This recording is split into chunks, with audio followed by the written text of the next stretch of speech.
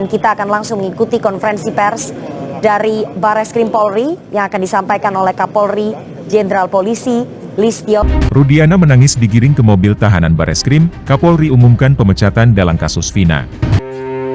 Halo, selamat datang di channel Suara Hati Sang Istri. Untuk reaction kali ini, kita masih mengikuti perkembangan kasus Vina Cirebon dan akhirnya Itu Rudiana dinonaktifkan oleh Bapak Listio Sigit. Apakah nanti Itu Rudiana dinonaktifkan sementara atau selamanya, selama kasus Vina ini berlangsung gitu? Kita simak aja edukasi menarik dari Ibu Widya seperti apa, dan tampaknya pengacara Fitra sekarang agak bingung ya. Isinya Pak Itu Rudiana saat ini baik-baik aja. Kemarin saya juga baru ketemu dengan beliau. Kondisi jasmani baik-baik aja, tapi hati tidak baik-baik, ya kan? Kenapa? Ya, kan udah dicopot sementara, ya kan? Mudah-mudahan selamanya, ya enggak? Begitu makanya lu lesu, ya kan? Nah, begitu Fitra. Kita dapat kabar dari Bapak yang namanya Kapolri, ya, menyampaikan dengan seseorang bahwa Itu Rudiana sudah dicopot untuk sementara. Jangan sementara aja, copot selamanya lah. Buat apa? Agar Indonesia ini tidak ada orang yang ancam-ancam pakai akun-akun palsu. Agar rakyat Indonesia ini bebas ya mengungkapkan kenapa membantu masyarakat ini, agar perilaku Rudiana itu biar tahu. Kenapa? Pakai posting-posting pula foto saya di sana. Kau kira negara ini negara Rudiana punya? Ya begitulah, Fitra harus tahu ya, dia memang kondisinya baik-baik ya, tapi tidak baik dengan hati nuraninya. Kenapa? Yaitu kasus belum selesai, jangan kabur, ya kan, hadapi dong. Udah enak, udah 8 tahun, udah enak bersama kawan-kawan. Jangan lupa itu Gugun Gumilar sama yang namanya Aris Papua, ya. Kayaknya walaupun nggak digaji melalui pengacara, digajinya lewat lain deh, ya kan? Seperti itu kan? Nah, ya, udah dengar belum? Kalau dia udah dicopot sementara, udah dengar? Fitra, udah dengar belum? Kalau yang namanya Rudiana itu dicopot sementara, udah kan? Nah, gitu artinya tidak baik-baik aja dong. Fitra, Bu Elsa sedang tidak baik-baik aja. Karena apa? Banyak orang yang akan terlibat selama 2016 lalu bekerja sama dengan Rudiana merekayasa kasus itu. Banyak bohongnya kan. Nah, jadi ada catatan 3 DPO itu dari Rudiana yang dicatatkan ya 3 orang, termasuk yang namanya Egy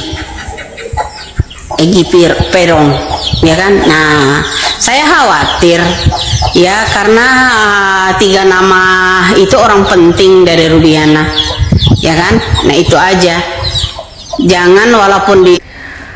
Nah, akhirnya kan ini mungkin kabar gembira ya untuk usaha 7 terpidana. Kalau Itu Rudiana nanti sekarang dinonaktifkan, otomatis kasus Vina bisa berlangsung dan nanti bisa jadi Itu Rudiana dipanggil, kesaksiannya seperti apa, dan yang terpenting adalah bisa mengungkap fakta-fakta di tahun 2016 lalu ya. 3 DPO yang sempat disebutkan tadi itu nanti seperti apa responnya, tanggapannya, apakah orangnya ada ataukah rekayasa.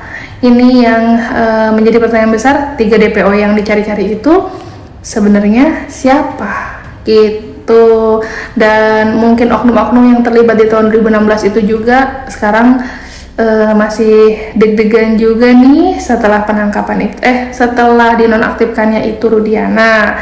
Nah, lanjut lagi seperti apa responnya. Jangan walaupun dicopot untuk sementara dia membuat strategi baru menghilangkan jejak, terus kemudian menghilangkan saksi-saksi. Itu salah satunya harapan kami. Kenapa? Agar ini terkuak. Udah kebablasan, udah 8 tahun, udah kebablasan. Indonesia butuh penelusuran lebih lanjut lagi ya. Terlibat apa saja Rudiana selain merekayasa yang namanya kasusnya Vina itu kan, pasti tahu dah ya kemana teman-temannya saat ini juga, ya kan. Kemana Rudiana sekarang ini? Baik-baik aja.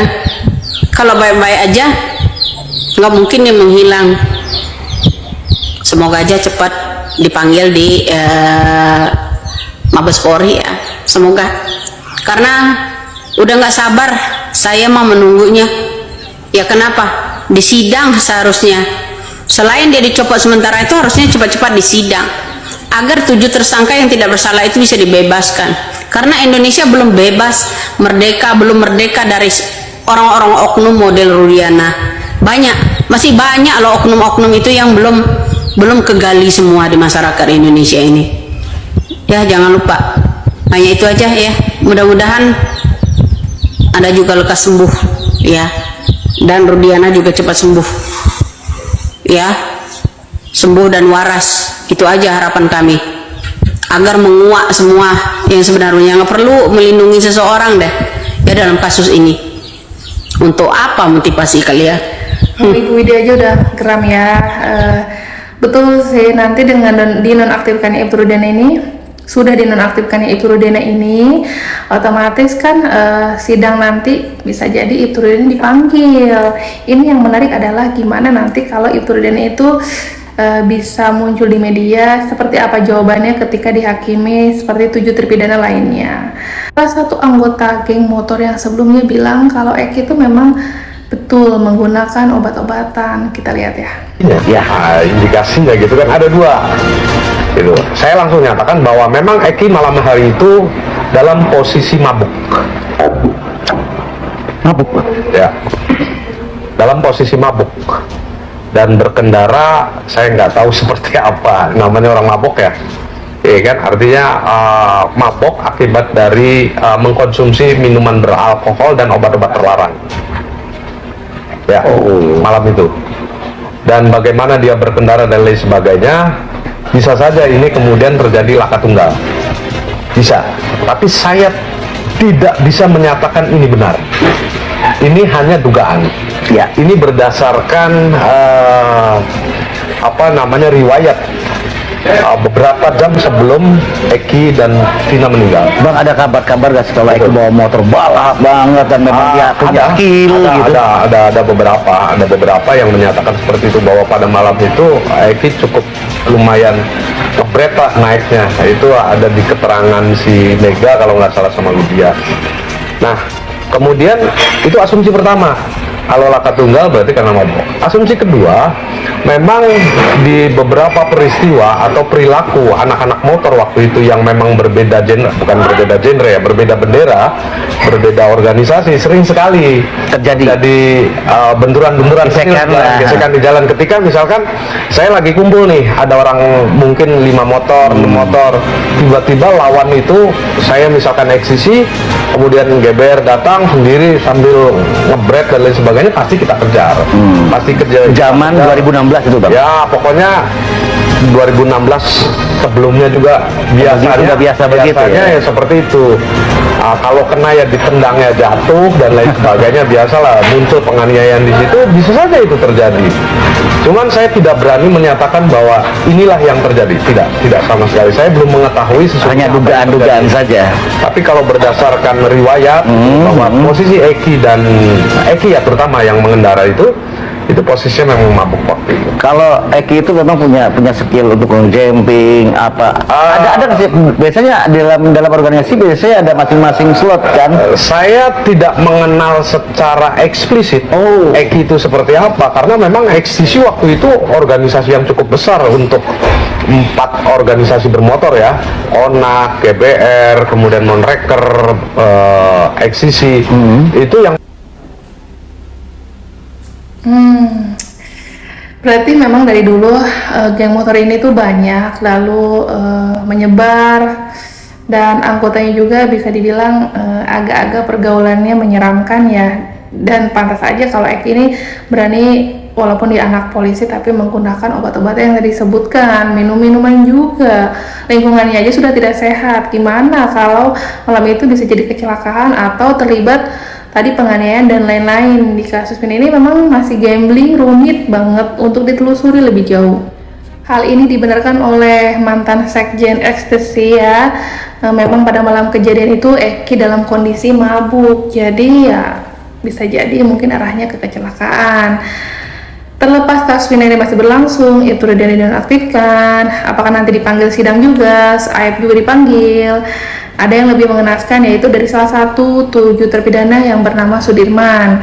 Kalau 6 terpidana itu dibantu oleh Oto Hasibuan, nanti untuk bisa melakukan PK kembali, ini Sudirman kabarnya kan masih menghilang ya, atau masih disembunyikan, atau mungkin dihadangi, atau ini ada kesalahpahaman di Polda kenapa Sudirman ini sulit diketemui keluarganya. Kan di sini masih ada hak ya, walaupun terpidana, keluarga berhak dong untuk bisa melihat kondisi anaknya. Bapaknya juga udah sepuh, udah tua ya, kasihan. Kakaknya juga ini berupaya, dan akhirnya sekarang dibantu oleh pengacara Tony RM. Khusus Sudirman ini kayaknya bakal dibantu oleh pengacara Tony RM untuk memastikan bisa ditemui atau Sudirman ini dipindahkanlah ke lapas Kesambi Cirebon, karena ini kesulitan untuk Sudirman ya, dibanding 6 terpidana lainnya sedang berupaya melakukan PK kembali. Kita lihat aja seperti apa usaha dari Tony RM. Itu. Berarti kalau penunjukan dari kuasa hukum sendiri itu seharusnya tidak boleh ya, atau gimana Ketua? Ya tidak boleh, penyidik Polda Jawa Barat tidak mempunyai hak, tidak mempunyai kewenangan, kecuali ada seorang tersangka ya, atau seorang terlapor ya, ditangkap, kemudian ancaman hukumnya di atas 5 tahun, wajib didampingi oleh penasihat hukum, kemudian tersangka maupun keluarganya tidak mampu membayar pengacara, maka penyidik yang bersangkutan itu bisa menyediakan pengacara.